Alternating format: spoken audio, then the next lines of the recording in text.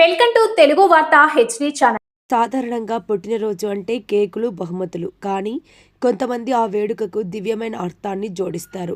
నిజాంపేట అభయ ఆంజనేయ స్వామి ఆలయం ఈరోజు అలాంటి ఓ పవిత్రమైన పుణ్య కార్యానికి వేదికైంది. ఈ పవిత్రమైన శనివారం ఆలయ ఆవరణ భక్తజనంతో కిటకిటలాడింది. హారతులు, మంగళ వాయిద్యాల మధ్య స్వామివారికి జరిగిన పూజలు ఆ ప్రాంతాన్ని దివ్య తేజస్సుతో నింపాయి.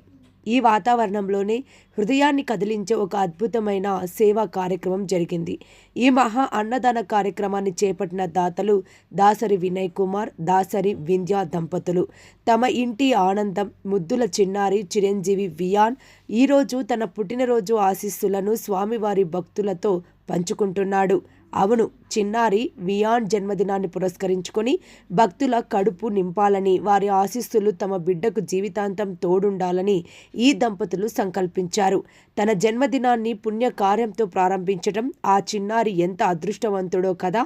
దాతల గొప్పదనాన్ని వివరిస్తూ ఈ సందర్భంగా దాసరి దంపతులు తమ సంతోషాన్ని పంచుకున్నారు.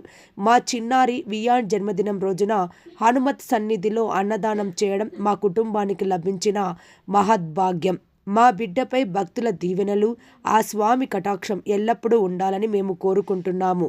ఆకలి తీర్చడం ద్వారా వచ్చిన సంతృప్తి ఏ బహుమతి ఇవ్వలేదు అని వారు భాగోద్వేగంగా తెలిపారు.